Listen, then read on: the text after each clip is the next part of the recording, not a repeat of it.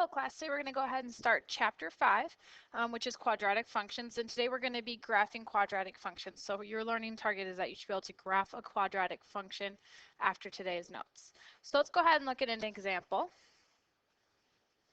We have a rock music managers handle publicity and other business issues for the artists they manage. One group's manager has found that based on past concerts, the predicted income for performance is P of x, which is equal to negative 50x squared plus 4,000x minus 7,500, where x is the price per ticket in dollars. So we have this information graphed off to the right here. And it wants to know what happens to the income as the ticket prices rises. Well, here's my ticket prices. As they rise, their income is going to go up and up and up and up until we get to this point right here, which is when the tickets are $40. After $40, they go down. So it wants to know what happens to the income. Well, it increases until $40 per ticket, and then it decreases.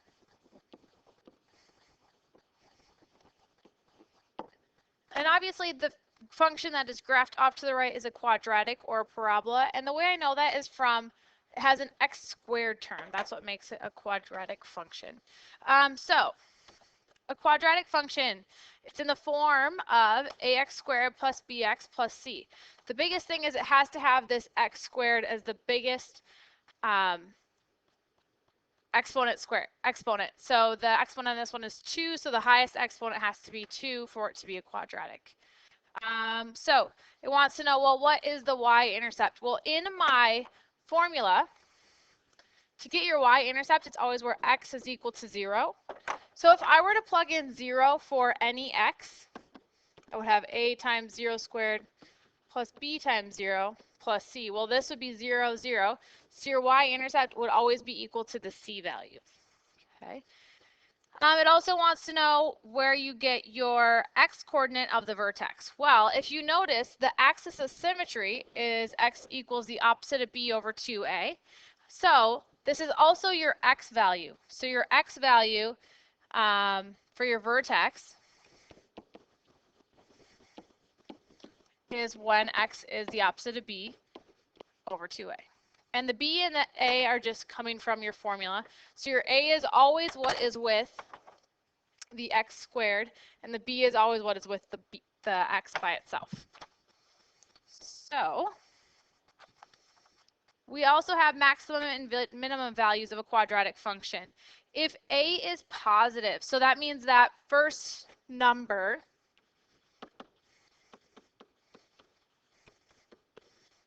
if this a right here is positive, I know that my parabola will open up and it will have a minimum if a is positive or if a is greater than 0 is another way of saying that. If a is negative, it will have a maximum and it will open downward.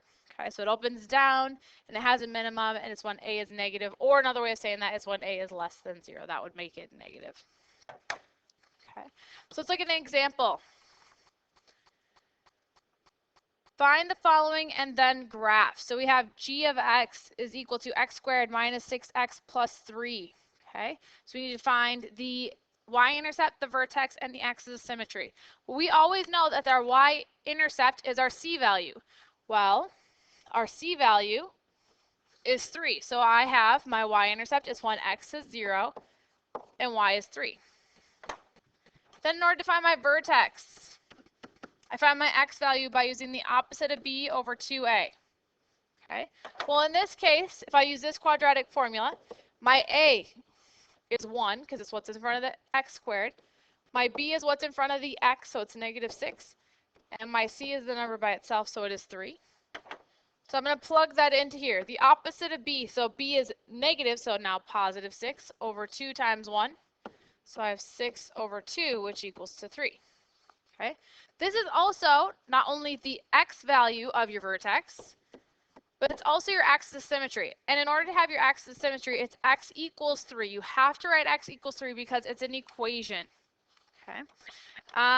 Then let's go ahead and figure out the y value to the vertex. In order to figure out your y value to your vertex, you plug in your x value from your axis of symmetry. So I plug in 3. So I plug in 3 to g of x.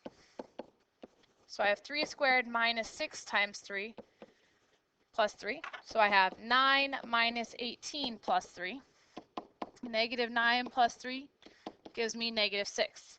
So when I plugged in 3, I got out negative 6. So it's the order pair 3, negative 6. And this is your vertex.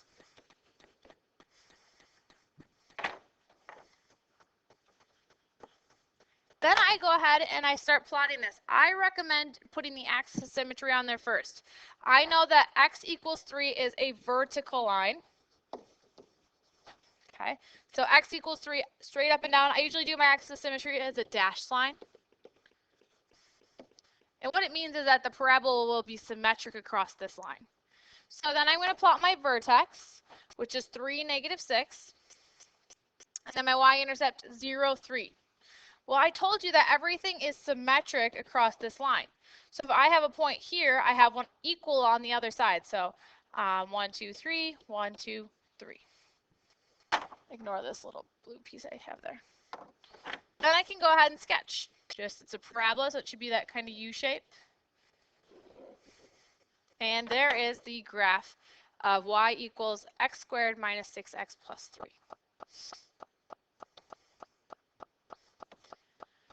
I would like you to pause the video and I would like you to do number 2 on your own. Notice that your A is not 1 this time, your A is 4. So I'll get you started. This one, your A is 4, your B is negative 8, and your C is 2. So go ahead, fill in all the information and then graph the quadratic function. All right, you should see your y-intercept is 0, 2. The vertex is 1, negative 2, and the axis of symmetry is where x equals 1. You can graph your quadratic function, and you can see that if you have a y-intercept of 0, 2, remember it is symmetric, so I also have one at 2, 2. Okay. Moving on to our next example. Example 3.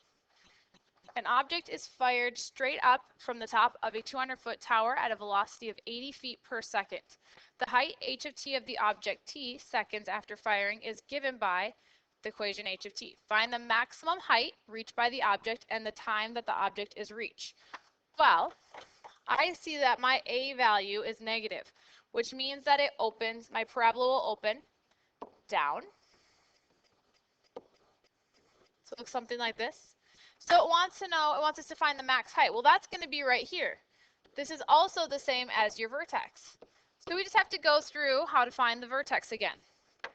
Notice how this one we're using h of t, so instead of x, it will be t is equal to the opposite of b over 2a. So my b in this case is 80, so opposite of 80 will be negative 80, over 2 times negative 16. This gives me negative 80 over negative 32, which is 2.5. So t is in seconds, so it means after 2.5 seconds, it's at its max height. It doesn't want to know what the, it says find, oh, and the time. So we do want the time. We also have to find the max height. So in order to actually find the max height, I go ahead and plug it in. So I've plugged in h of 2.5. So I have negative 16 times 2.5 squared plus 80 times 2.5 plus 200. Now I just go ahead and I calculate. I know that 2.5 squared times negative 16 will give me negative 100. 80 times 2.5 is 200, plus 200 on the end again. If I add these all together, I will get 300. So what this tells me is that my maximum height is 300, and this is in feet, and it happens at 2.5 seconds. Okay. And then our last example, very similar to the example we just did, except for this one we need to go ahead and add in some information. So 4, Libby throws a ball in the air with a velocity of 64 feet per second. She releases the ball 5 feet above the ground. The height of the ball over the ground t seconds after released is modeled by an equation of the form h of t is equal to negative 16t squared plus v sub ot plus h sub o. Okay, where v sub o is the initial velocity. Well, our initial velocity is 64 feet per second. So I'm going to add that into my equation. So I have h of t is equal to negative 16t squared plus my velocity, 64t, plus, and h of o is the height at which the ball is released. So the ball is released at 5 feet above the ground. So plus 5. Now if I read the rest of it, it says find the maximum height that the ball reaches and the time that this height is reached. So I have my equation all filled in, so now it's going to be very similar to the last one. I need to find the vertex. So t is equal to negative b over 2a, or opposite of b. My b is 64, so it'll be negative 64 over 2 times negative 16. So I get negative 64 over negative 32, which gives me 2. And this is my time, so it's 2 seconds. Then I go ahead and I figure out what the actual height is. So I plug it into h of t, so it's h of 2. So I have negative 16 times 2 squared plus 64 times 2 plus 5. So I get 2 squared is 4. 4 times negative 16 is negative 64. Plus 64 times 2 is 128. Plus 5. And if I go ahead and add all of these together, I will get 69. So my max height again is 169, and my label on this is feet. And this occurs at 2 seconds. 2 seconds. Okay.